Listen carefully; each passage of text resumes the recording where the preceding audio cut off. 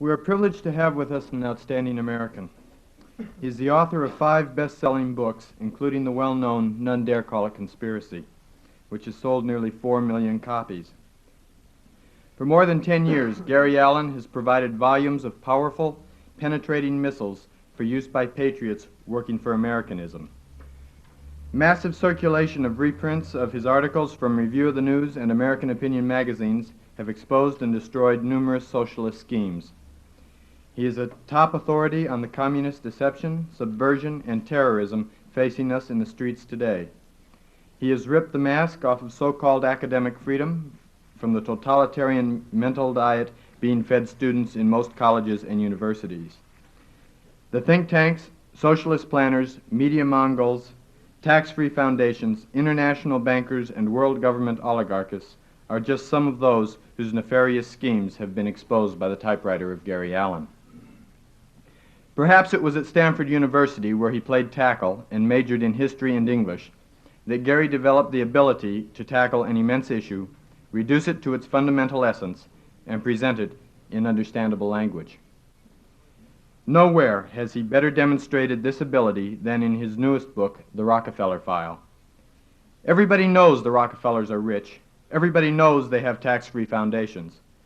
And everyone knows they have political power.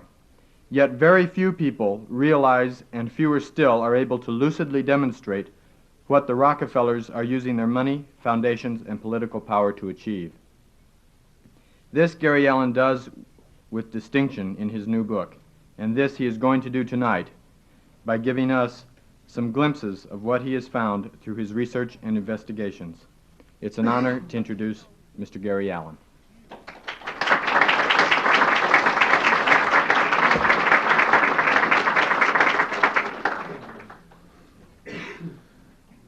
Thank you very, very much. We're going to talk a little bit about my book on the Rockefellers and start by talking about, well, why is this book any different? You know, there have been literally hundreds of books written on the Rockefeller family. You can go down to the library, and they've almost got a big library like the Los Angeles County Library. They've almost got a whole room full of books on the Rockefellers. Some are written by people who are very anti-Rockefeller. Some are written by people who were commissioned by the family to write books. But my book is a little bit different. There's even a new book out by a guy who's had quite a bit of publicity, a fellow named Ferdinand Lundberg, whose new book is called The Rockefeller Syndrome. It's a $14 hardback.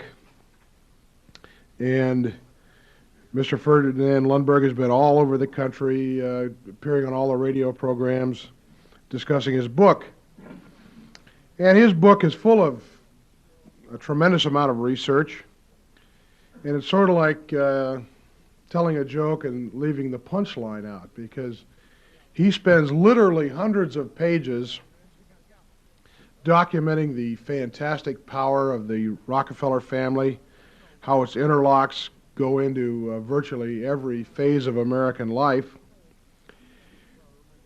the economic power they have, the power in the media, and then he leaves it right there. And I've heard him interviewed on radio programs, and the broadcaster will say, well, Mr. Lundberg, do you think the Rockefellers are dangerous? And here he spent something like 1,400 pages categorizing all of this stuff, and he sort of says, well, I don't know, they might be. They've got a lot of potential for power there, and they just might someday misuse it. Well, my book is not quite like that. I dispose of the economic power and the interlocks in the first 2 or 3 chapters. I mean, I really feel that once you've read about all the different people on the different boards of directors who are connected with the Rockefeller family or with the Chase Manhattan Bank or Standard Oil, there's just so much of that you can take, and any more of that you're going to want to go beat your head against the wall. What I think is important is that the Rockefellers, one, we show that they are very well organized, and two, that they have a plan. And they are following that plan. And this is what Lundberg, despite his enormous amount of scholarship, leaves out. The plan is called the New World Order. And we'll be discussing that in pretty great detail tonight. Let me start with sort of a capsule that I think is almost worth memorizing as to the name of the game that the Rockefellers are playing. Now this, I will begin by saying that it's an oversimplification, because I'm going to give you a chain here in a minute, and a lot of these things were actually going on simultaneously, but while this is an oversimplification, it is not a distortion of what the Rockefellers have done. They started off, they made a lot of money. Some of that money they made honestly. A lot of it they made through tactics, which can be summarized as two types of tactics. One was just dirty tricks, and the other was bribing government officials. But the original Standard Oil Trust was a very, very efficient business organization. But anyway, the Rockefellers, they started out, they made money. They took money, and the next link in the chain was they used that money to gain a very strong influence in the mass media.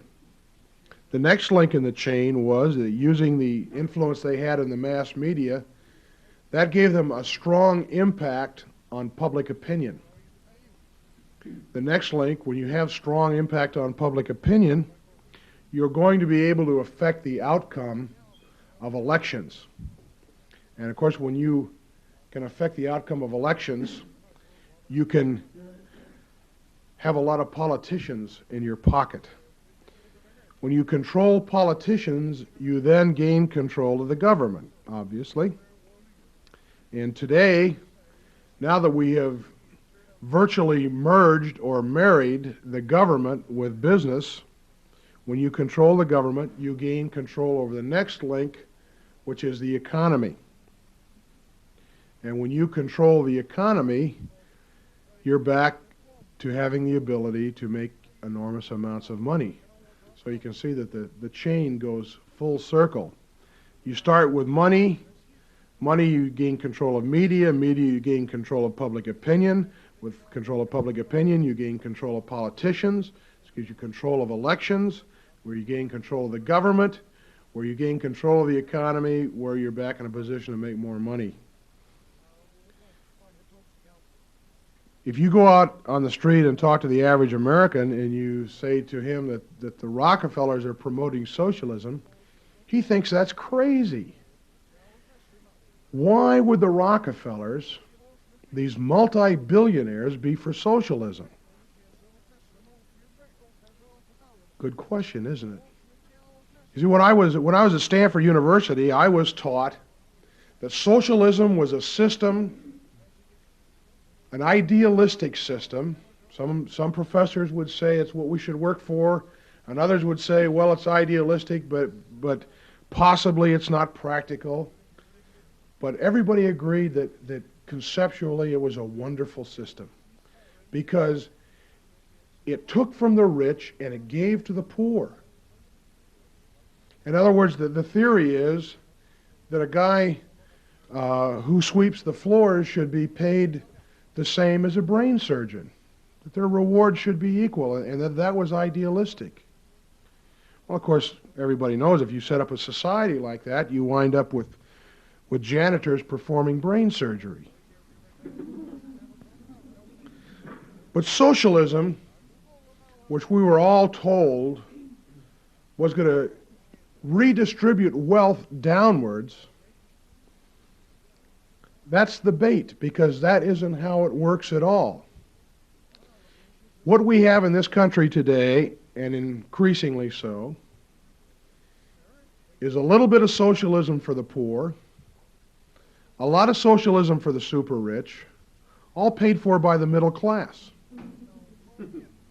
Yeah, it's a way of redistributing the wealth. You redistribute the wealth from the people who produce it the workers. You redistribute it up to the super rich, who get it because they control government. Socialism, as the Rockefellers use it, is simply a mechanism for extracting money from the working people and giving it to themselves. There are a number of ways in which the Rockefellers are redistributing the wealth upward. One that we're all familiar with is foreign aid. Foreign aid was sold to the American people after World War II as a method to fight communism. And they made what sounded like a pretty good case for it, too. They said, well, the communists have taken over Central Europe. The communists have taken over China. Now, we've got to stop communism in Western Europe, and in order to do that, we've got to rebuild the war-torn economies of the Western European states. It was sort of ironic that people that were making that case at the highest level in our government, because you remember the foreign aid was called the Marshall Plan, named after General George Marshall. George Marshall did a tremendous amount towards turning Central Europe and China over to the communists that he was now going to save Western Europe from. Remember, he's the guy that came back from visiting Chiang Kai-shek and said, with the stroke of a pen, I demilitarized, disarmed 39 nationalist divisions. Foreign aid was paid for by money taken from American taxpayers, sent to Western Europe, where much of it was used to build up what we now call the multinational corporations, which are owned to a great degree by the Rockefellers. Now, what they did was they took money out of America, they sent it to Europe to build corporations for the Rockefellers so that they could then send goods back into America and put Americans out of jobs. See, the Rockefellers don't care if there's high unemployment in the United States because they are internationalists. They have a far different perspective than you and I do. We look at things, most of us, I think, sort of in the sense of, well, we're Americans first. We're not against people from any other country. We wish them well. We don't wish to harm them. But we consider this to be the most important country, and we expect our government to put our interests first. The Rockefellers have a very different view of it. They were born in this country, they were raised here, but they own major businesses in 125 nations around the world. To the Chase Manhattan Bank, to the various arms of Standard Oil, they're in business in 125 different countries. So if unemployment is up over here, but it's down in France, they don't care.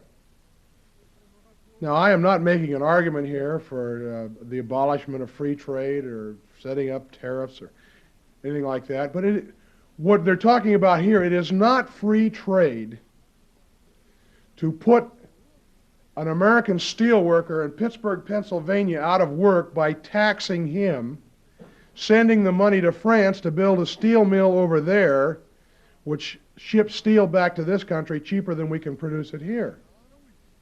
That's not free trade. That's just robbery.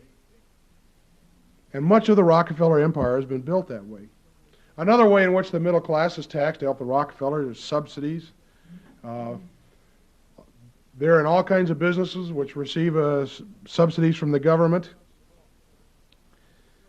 When Nelson Rockefeller was up for the approval as vice president, there were a few very timid congressmen who sort of brought up this thing about, gee, isn't there somewhat of a conflict of interest here with you owning so much in your family and business in 125 countries around the world? When you make a decision, should you ever become president, isn't this going to be a conflict of interest? And Nelson killed the whole thing with a statement of, Well, gentlemen, if you think that I'm that type of man that would do something like that, that's just a decision you'll have to make. And with that, discussion of it was killed.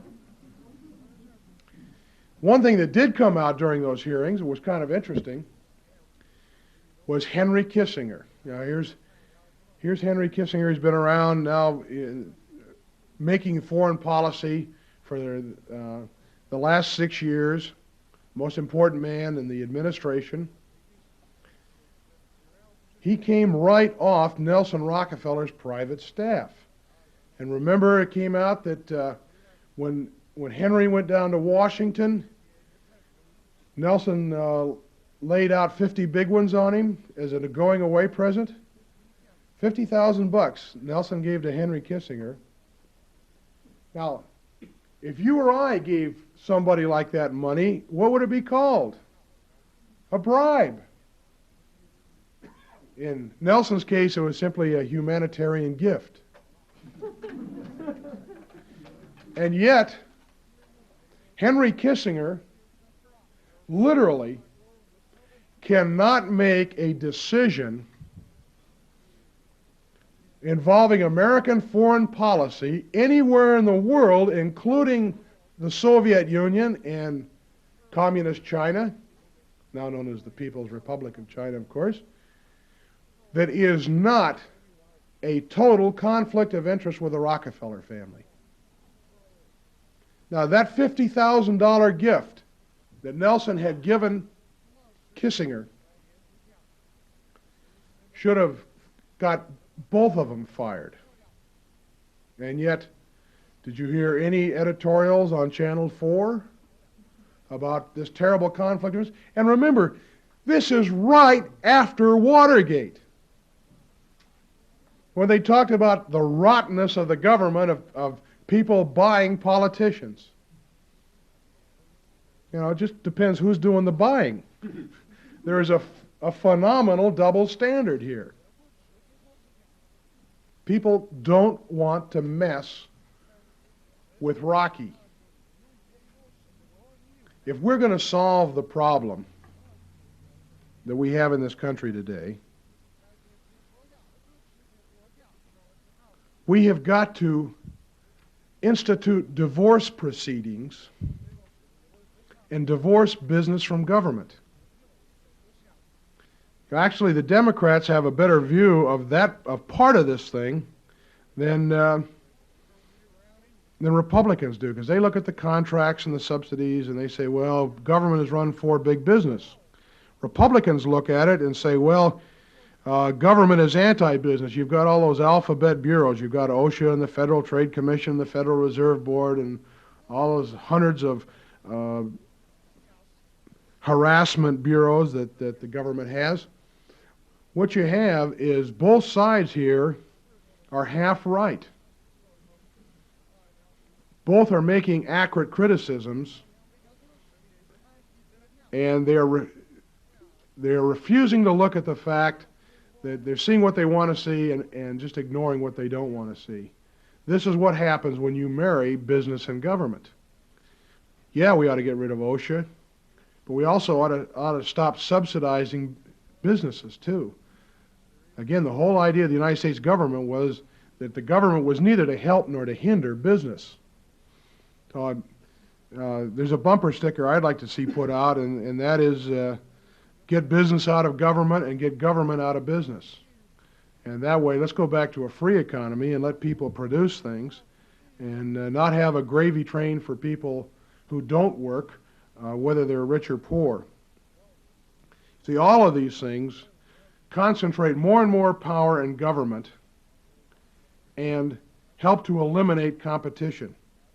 The Rockefeller family, going back to the original John D. Rockefeller, who said, quote, competition is a sin, end quote, have wanted to eliminate competition.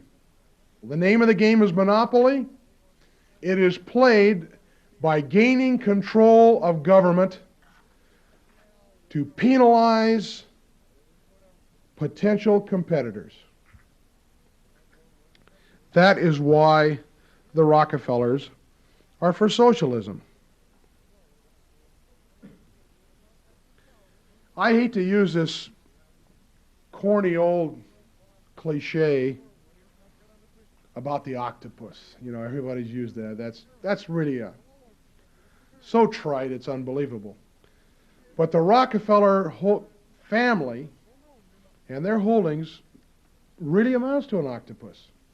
It is the best visual reference I can give you. One brain, lots of tentacles going out. The Rockefellers operate through other people.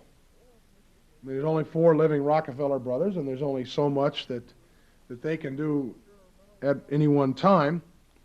And so the 4 of them have to hire a lot of other people to do their work for them. Now, the Rockefellers, they have a master brain at the top. They got lots of arms going on different directions. Some of the people are tightly controlled, and some of them are loosely controlled.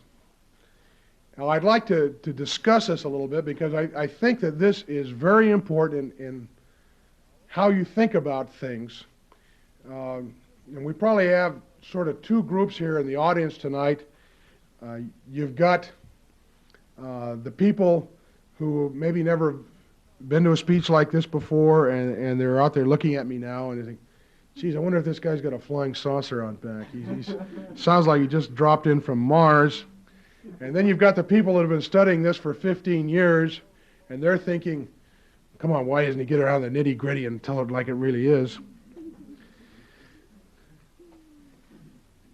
If you look at all of the interlocks of the Rockefellers and the connections that they have, it will really escalate your PQ. That's your paranoia quotient.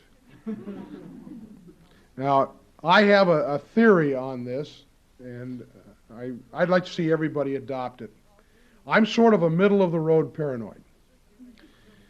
I look at it that anybody who is less suspicious than I am is naive, and anybody who is more suspicious is paranoid. So, I like the Greeks, I believe in the golden mean. So we'll categorize you as group 1 and group 2, the new people and the people who have been studying this for 15 years. Let me talk to you individually. First, those in group 1. You know, if you get one of these, you go down to the dime store and you buy one of these puzzles that has 500 separate pieces in it, and you dump it out on the card table, you spread it around, and you throw the box away, and you don't see the picture on the cover of the box, what have you got? Well, you've got 500 little pieces of cardboard that are sort of oddly shaped, and it just looks like a mess, doesn't it? But if you see the picture on the cover, you see that each one of these 500 pieces interlocks with other pieces to form altogether a very coherent picture.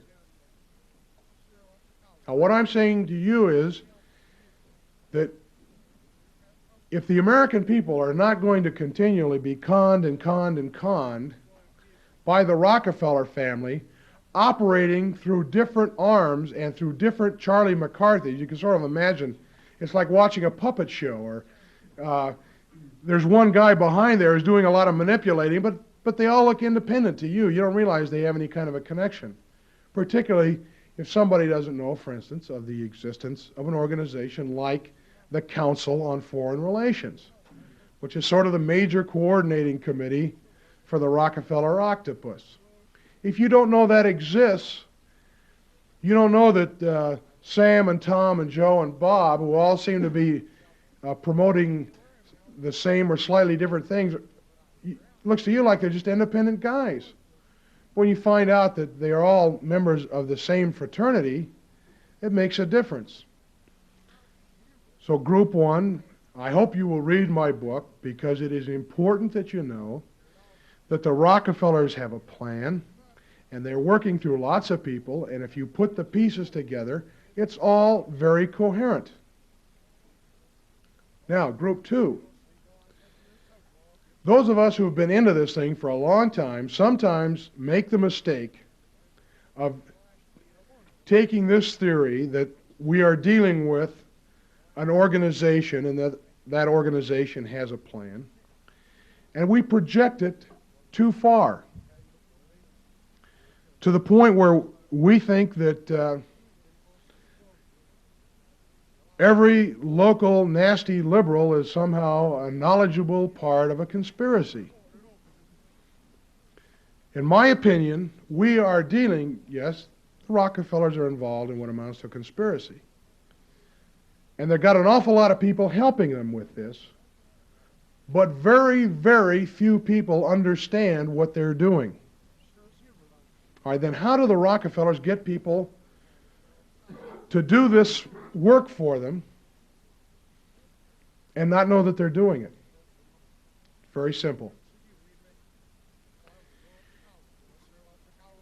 They're working with people who are very ambitious, people who want to get promoted, whether they work in the government bureaucracy, whether they work at NBC, whether they work for the New York Times or United States Steel or the Chase Manhattan Bank. There are a lot of people in there in key positions, and they want to get promoted. All right, ask yourself this. How do you get promoted? Do you get promoted by echoing the ideas, beliefs, and goals of those above you? Or do you get promoted by fighting them? Well, there are a lot of people in the media who found out that if you start bucking management, pretty soon you're out on the pavement looking for a new job. Let me give you an example, kind of a funny one that I came in contact with. Remember Dave Garroway? He was the original morning show star on CBS. This goes back to the late 50s. Dave Garroway was enormously popular. He phoned me up about 3 years ago, and he'd read my book, None Dare Call It Conspiracy. And he wanted me to come up to Beverly Hills and have lunch with him. And he told me the story of what had happened to Dave Garroway. Dave Garroway's popularity had not diminished, but all of a sudden one day he was fired. And he couldn't figure out why until he read my book. And it turned out that all of the people that were involved in firing him were members of the Council on Foreign Relations, the Rockefeller's invisible government. Now, Dave Garroway was very liberal on domestic issues, but he did not like the Soviet Union. And he was all the time knocking the communists. In fact, I heard him interviewed last December on the Tom Snyder morning show. They were interviewing a bunch of old celebrities in New York City, and he came right out on the Tom Snyder show and said, I got fired because I was so anti-communist. And Dave Garroway, had some jobs after that, Safeway ads and whatnot, but never anything like he had. He was not reflecting the beliefs of the people above him. So it gets down to this. You want to be promoted? You know, to get along, you have to go along. And people have a phenomenal capacity to rationalize if it's for something in their own self-interest. You know, you can see this, whatever your business in, whatever office you're in, you see inter-office politics, don't you? They exist. The higher you go, the more important it becomes. So the Rockefellers get people to go along with what they want, not because there are thousands of conspirators, but because there are thousands and thousands of people who want to be promoted within their field. And if you go along, if you are left-wing, if you are liberal, if you promote that type of thing, good things happen to you. If you fight it, bad things happen to you. And human beings like pleasure and don't like pain. It's as simple as that. John D. Rockefeller started the strategy of infiltrating your competitors.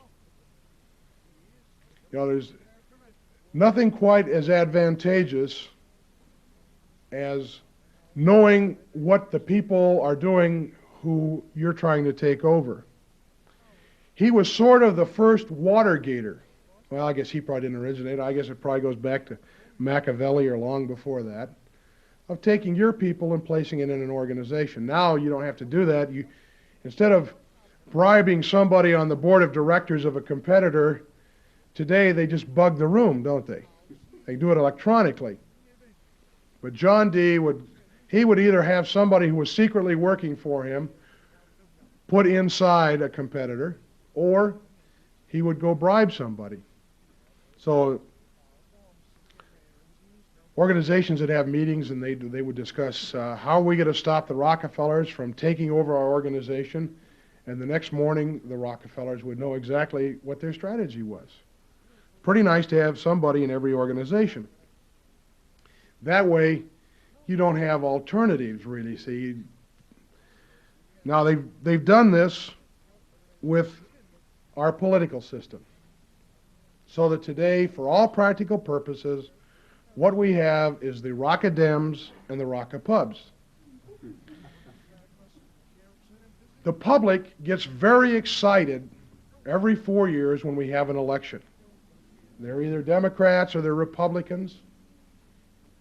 Now let's go back 4 years. We had Hubert Humphrey, a member of the Council on Foreign Relations, running against Richard Nixon, who had been a member of the Council on Foreign Relations. Did the Rockefellers care who won? No, they controlled both candidates. 4 years later, they bring on their guy McGovern, a member of the Council on Foreign Relations, and they still got old Dick Nixon here. But this time, they played an even more clever game, because out of their sack of Rockadems and Rockapubs, which they control, they picked the guy who would scare the daylights out of more people than anybody else they could find. They picked this guy who, to the average American, sounds like a maniac. And they put him in front of the microphones, and they bring the cameras in on him. And here's this guy, he got a wild look in his eye, and he said, when I'm President of the United States, everybody who can prove they are breathing will get $1,000 a year. And we're going to stop all this stuff of inheriting wealth. Well, people are out there, good grief. And so what do? Well, there's Rockefeller candidate A is stampeding everybody to drown Rockefeller candidate B in money. Richard Nixon soaked up all the money. Now, Richard Nixon didn't have to spend $10 to get elected. Nobody was going to vote for the maniac candidate. Richard Nixon had so much money to spend, he did foolish things like waste a lot of money bugging the Watergate headquarters. Ironically, it cost him his presidential position. There is a difference between the Democrat and Republican parties at the congressional level. There's no difference up here at the presidential level, because those guys are all controlled by the Rockefellers, no matter who's running. But at the congressional level, there's a big difference. But in 1972, the poor Republican who's trying to run for Congress can't raise any money. The reason he can't raise any money is everybody's already given their money to Nixon because they're scared to death of wild man McGovern. So Nixon wins big, but the Republicans lose seats in the House. Now, it does not matter to the Rockefellers who wins the presidency. Now, it makes a big difference if you happen to be one of the candidates or one of his friends that's going to get a job. Going back to '68, Nixon wins. Nixon gets to wave at the public. He gets to ride around in Air Force One. He gets all the perquisites. And Hubert Humphrey is back teaching at a little tiny girls' school in Minnesota that nobody's ever heard of. Did it make a difference to Humphrey? Sure. Made a difference to Nixon, too. Did it make any difference as far as the policies? No. Because who came in running the whole foreign policy of the United States? Henry Kissinger. Henry Kissinger, who had been on the Rockefeller family payroll for over 10 years. Henry Kissinger, who was never even said he was a Republican. Henry Kissinger would have been appointed to exactly the same position if Hubert Humphrey had won. The Rockefellers didn't care whether Humphrey won or Nixon won. They were going to get the key slot no matter who did. Let's go back further. Let's go back to 1960, and Jack Kennedy gets elected. Now, it is becoming very common knowledge these days that Jack Kennedy, to put it delicately, had an active social life. Now, the deal that was made for Kennedy was that he could take the bows, he could enjoy the perquisites, but he wasn't going to run the government. So the key position in the Kennedy administration went to a guy named Dean Rusk. And it was admitted in the papers at the time that Jack Kennedy had never met Dean Rusk. Where did Dean Rusk come from? Well, he came out of the Council on Foreign Relations, and he had just happened to be president of the Rockefeller Foundation. Now, does it seem logical to you that the President of the United States would appoint somebody to the most important position in his administration to some guy he'd never met? I mean, doesn't that sort of stretch your credulity to the point of snapping it? When Nixon gets in and appoints Kissinger, Time magazine says Nixon had only met Kissinger once at a cocktail party thrown by Clare Boothe Luce. Now just, recreate that in your mind. Here's Henry and Nixon, they're standing there with martinis in their hand, making small talk at this cocktail party. And here's Henry, who can't even speak English. Yeah, I would like a place in your administration. Can you imagine Nixon giving the key slot in his whole administration to this Dummkopf who he's met at a cocktail party? Why, Nixon would have to be crazy to do that. He was obviously told, you appoint Kissinger. That's how appointments are made. They're made paying off the Rockefellers. And Kissinger would have had that same slot had Humphrey been elected. So until Democrats and Republicans see that the puzzle, all the pieces fit together, and what we're looking at is organization and a coherent plan, then we're going to continue to go through this same old thing. The Republicans get conned every time. It's amazing. Going back to 1940, they ran in a guy named Wendell Willkie, and they said, oh, here's this wonderful conservative, Wendell Willkie, and you've got to elect him to stop FDR. So it turned out that Wendell Willkie was part of the Rockefeller group, and he was a big promoter of world government. So 1944 comes along, and they trot out a guy named Tom Dewey. And Republican grassroots are told, well, this time, we know you got fooled last time, but this guy is a real article, he's a conservative, and he's going to stop all this socialism. So Dewey tried in 44 and 48. It turned out he worked for the Rockefellers too, and he was no conservative. So in 52, they take a guy who was about to run as a Democrat, they re-register him as a Republican for the first time in his life. His name is Dwight Eisenhower, and they say, well, we know you were fooled before, but this time this guy is a for real conservative. And he gets elected, and he's, again, part of the Rockefeller group. So he's in for 2 terms, and 60 comes along, and this time they tried out Dick Nixon. Well, we know that you were fooled a little bit by Dewey and by Wilkie and by Eisenhower, but nobody denies that Nixon is a conservative. He's the guy that got Alger Hiss. So you can all get behind him. So we get 2 terms of him. And it turns out, he works for the Rockefellers too. The Republican Party reminds me a lot of the character Charlie Brown in Peanuts. You know, I'm sure every red-blooded American reads Peanuts. Every fall, Lucy comes out with a football. And she says, Charlie, I'm going to hold the football for you, and you kick it. And Charlie's saying, well, look, Lucy, the last 14 years, every time I try that, you pull the football away. And Lucy says, Charlie, honest to gosh, this time, for sure, I promise I am not going to pull that football. This is for real this time. So she holds the football out there, and Charlie gets back, and he takes his run at it, and he swings his leg. She yanks the ball away, and he goes flying up in the air and lands on his back. And for the 15th year in a row, poor old Charlie Brown has been conned.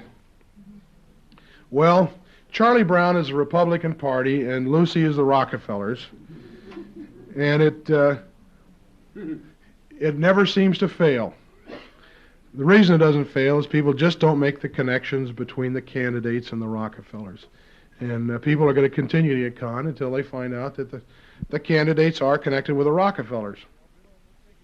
Let's discuss the next strategy of the Rockefellers, and that is building your own opposition.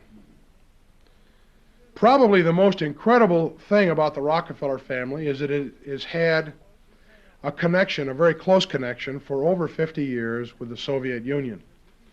Now, in the minds of the average person, there is no greater enemies than the Rockefellers and the Soviets.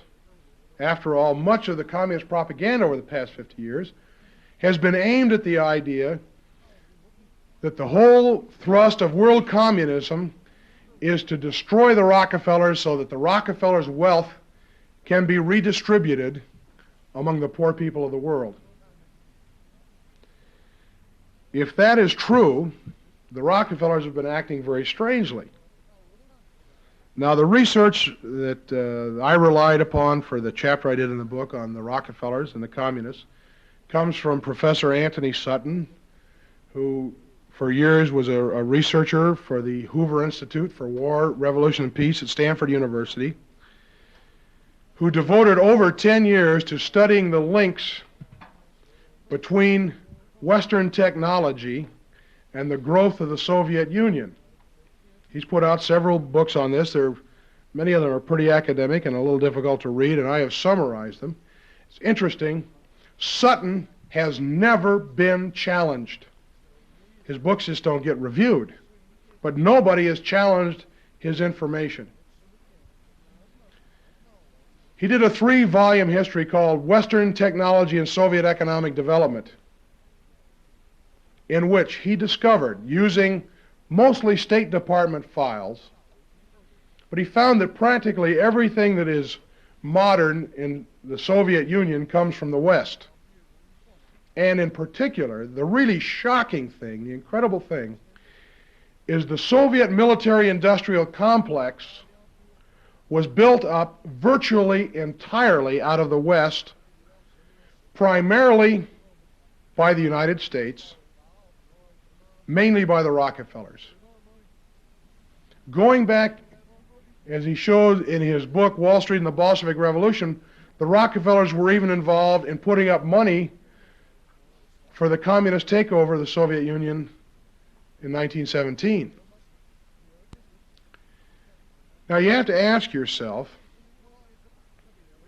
why would the Rockefellers, over the past 50 years and continually, even more strongly today, for instance, most of you are probably aware that the largest truck factory in the world is being built at the Kama River project in the Soviet Union, largest truck factory in the world.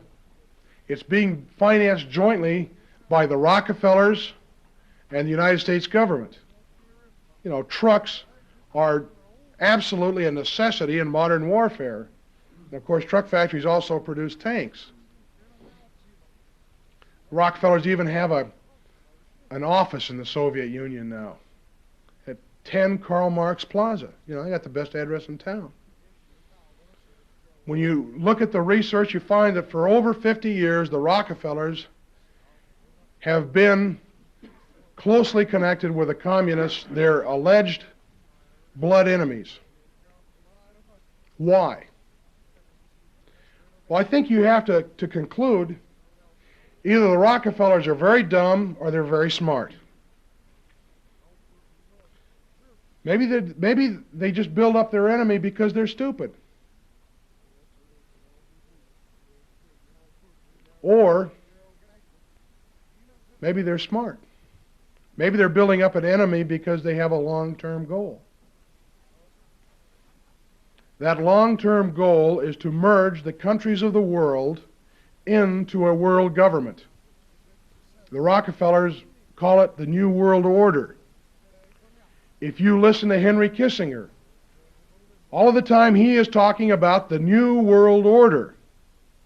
Well, you go out on the street, walk up to somebody and say, hey, Charlie, what do you think the New World Order is? And he'll give you a funny look and he says, well, is that new sandwich they have down at McDonald's?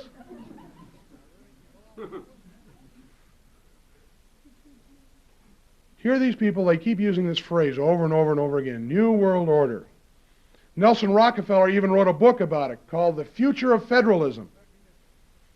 Wrote it about 15 years ago, but they've reprinted it now, brought it out again, new edition since he became vice president. New World Order. Well, why would the Rockefellers want a world government? Very simple. Going back to the same reason they want a monopoly of government in this country. They want to centralize everything. Because when you centralize something, if you sit at the apex of the pyramid of centralized government, you control everything. Remember we said that the Rockefellers own businesses in 125 countries around the world?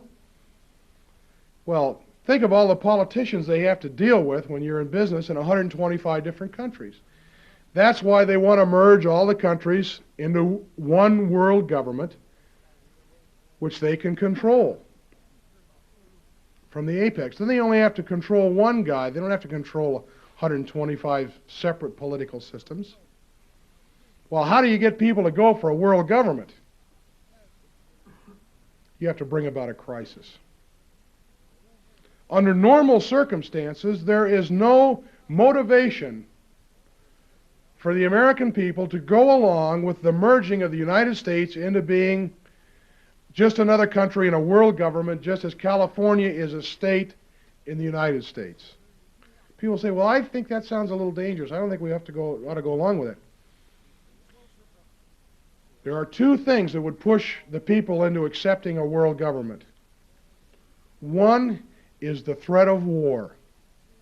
You want to know why the Rockefellers systematically have created the military-industrial complex of the Soviet Union? To create the threat of a war. So there will be a reason for us to say, well, we better go into a world government to bring about peace. The other factor which could bring about the acceptance of a world government, of course, is a worldwide depression. Or the threat of war during a depression, and people would say, well, we'll accept anything that might work. So in other words, you create a problem and then you come along to solve the problem. You create the problem of the Soviet Union and then you offer the New World Order as the answer to the problem.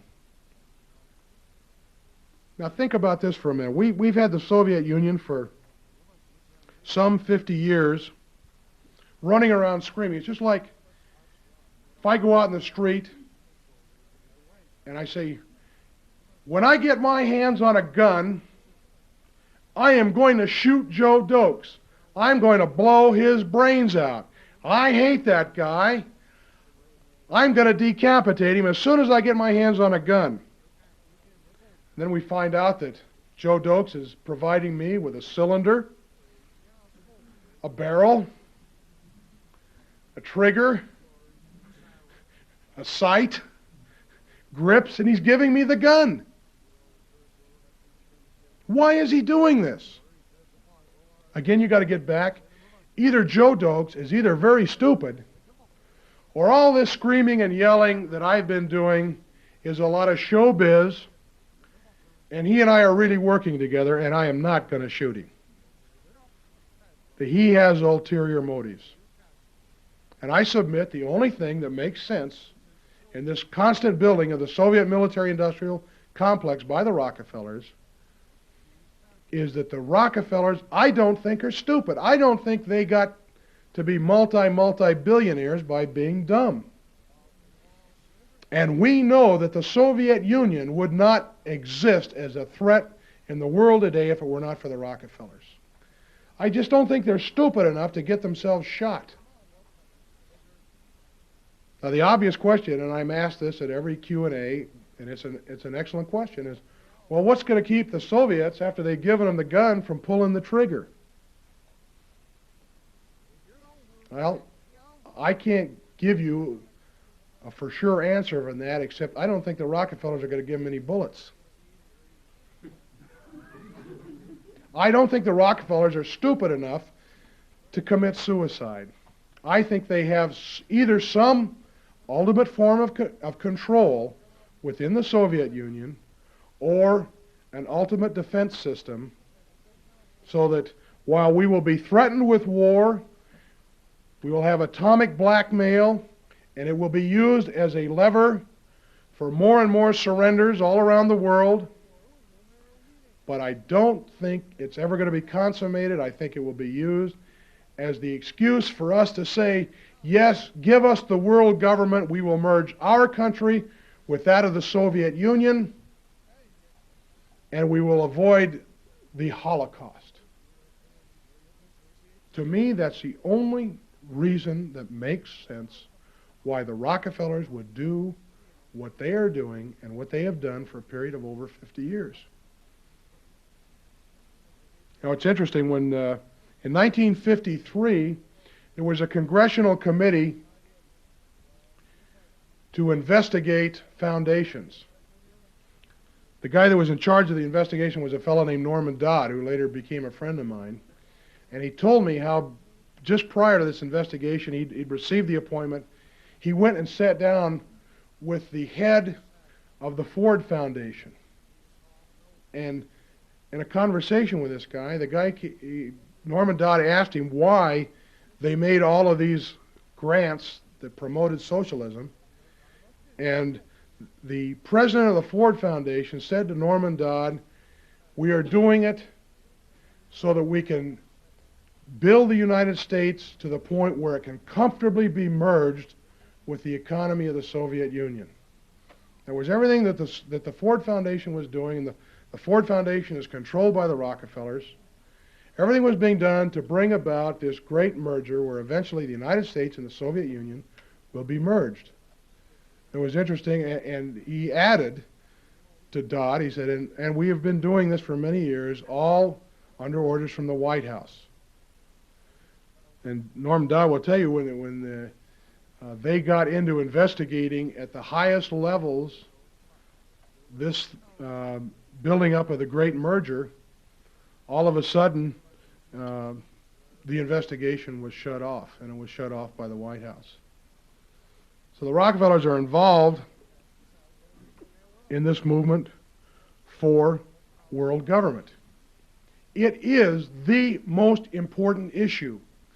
You know, you and I can sit and we can argue about what do we do with Social Security. Or we can argue about all kinds of different issues. But there are two issues that if we lose, make every other issue academic. That is the defense issue and the world government issue. and they're closely tied because obviously the weakening of our defenses is going to be used as the reason why we must accept the great merger. If we lose that one, we've lost the whole ball game. The gentleman that brought me up here tonight was telling me about the local congressman here who is very sound on every issue except one. He is the sponsor of the Atlantic Union Bill, one of the sponsors. Well, that's like saying, gee, a guy is a wonderful man. He gives to his church. He takes care of his children. He's nice to his wife. He has just one fault. He murders people. And we ought to overlook that one little flaw in his character because he does so many other good things. If we are submerged into a world government, then every other issue we argue about becomes totally academic. Now, in this country, domestic issues, the establishment can't hide because we bump into them every day. Walter Crankcase cannot come on television tonight and say, folks, I have wonderful news. Inflation has been laid to rest. We have no more inflation. He can't do that. Why? Well, you were just down at the market, and you know it's a lie. The price of everything is up. Domestic issues, sure, they try and confuse you, but they have to admit that the issue exists.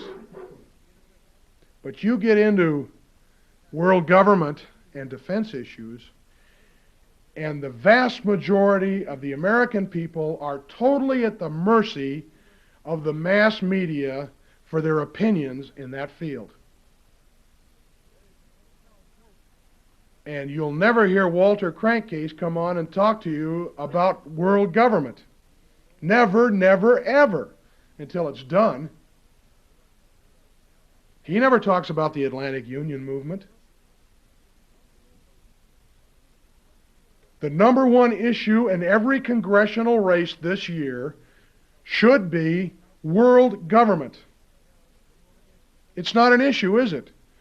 Because there's not one American in 500 that even realizes it's a possibility.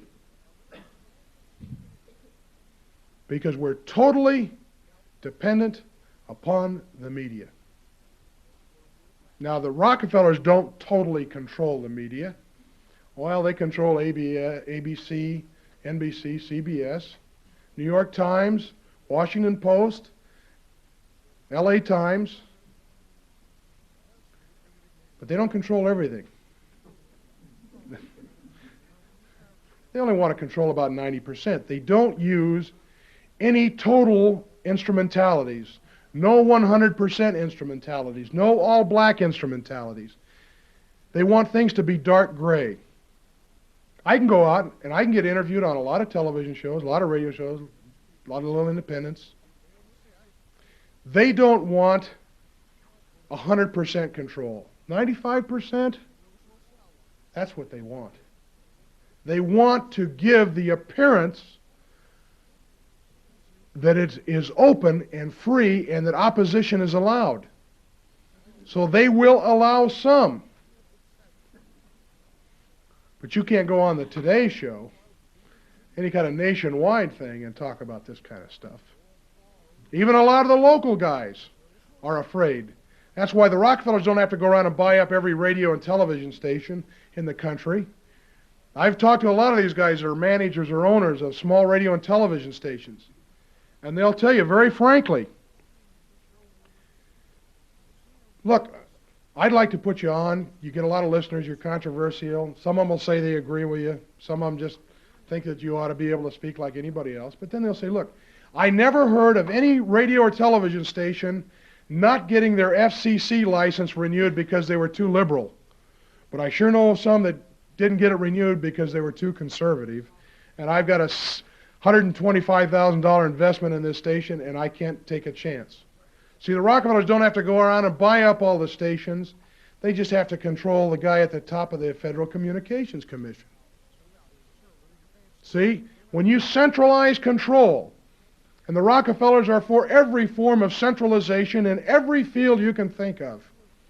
When you control the apex of the power pyramid under centralized control, you get de facto control of everything.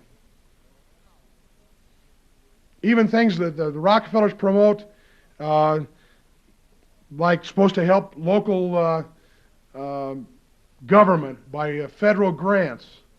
We're going to preserve local government by federal grants. Well, that's just a contradiction in terms, isn't it? Local government has got to go along to get the federal grant. So even some of the things that are done that are supposed to be decentralization, in reality are centralization. The Rockefellers don't want to control all of the media. They want to control most of the media most of the time.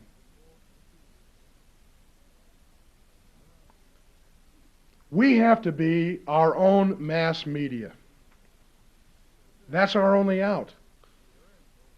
You guys can write letters to ABC, NBC, and CBS till you know where freezes over, and they're never going to change their policies.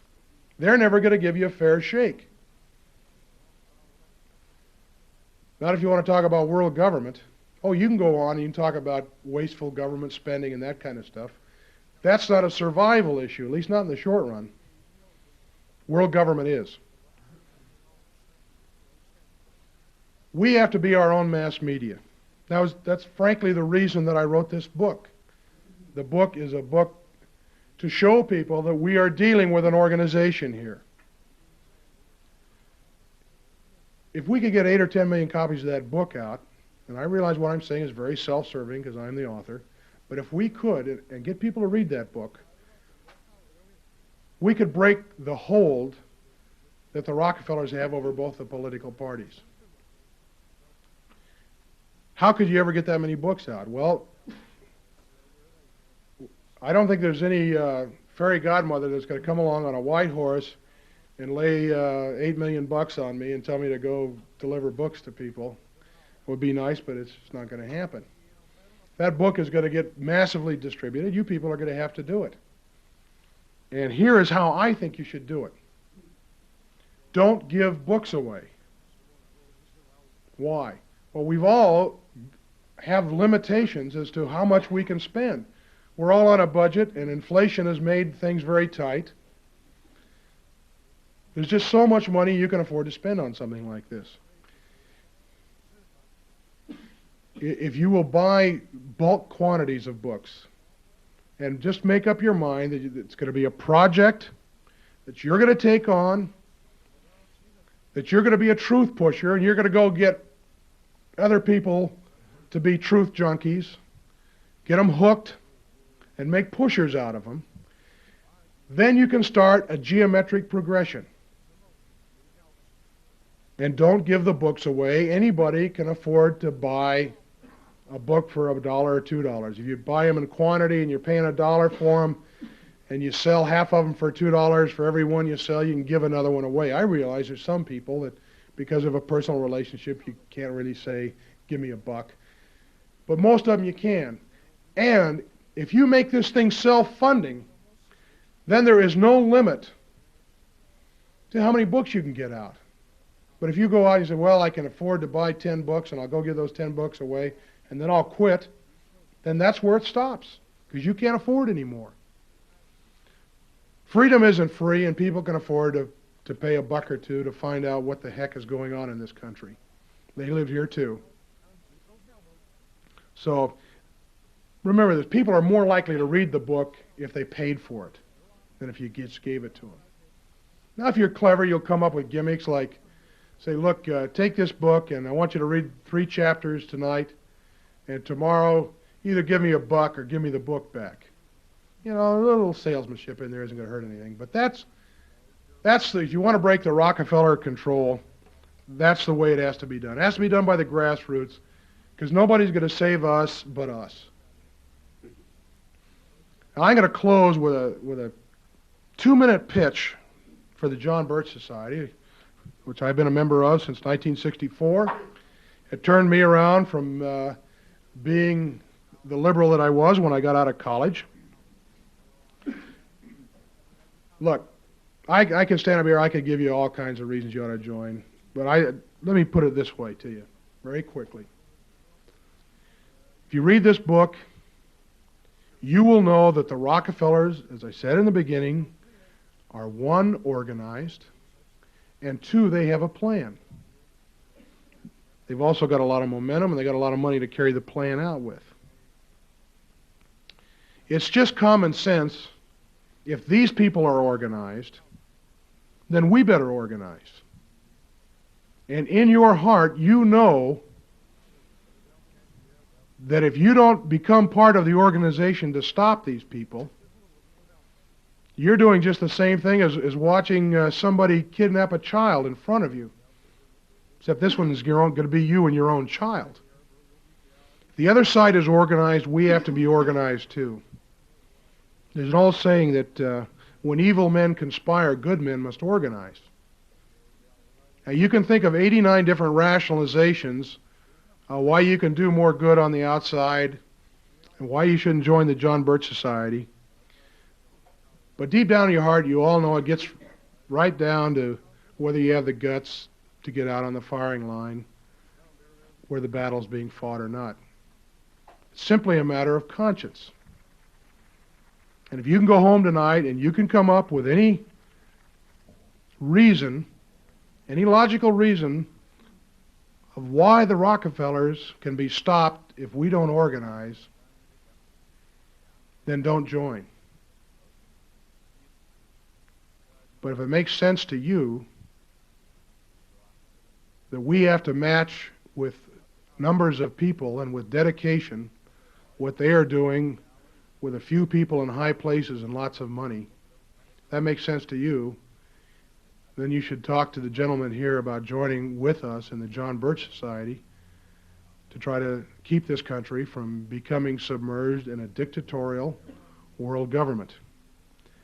Now, I'm a great believer in the old adage that the mind can only absorb what the fanny can endure, and I've kind of wandered on here tonight, and I apologize for that. I hope that I have imparted some information that you found interesting. After we have a few announcements, I'll be back to try to answer any questions that you have, and I appreciate you coming out tonight and sitting in here. I know it's very warm. You've been a great audience, and I hope we'll see you again. Thank you very much.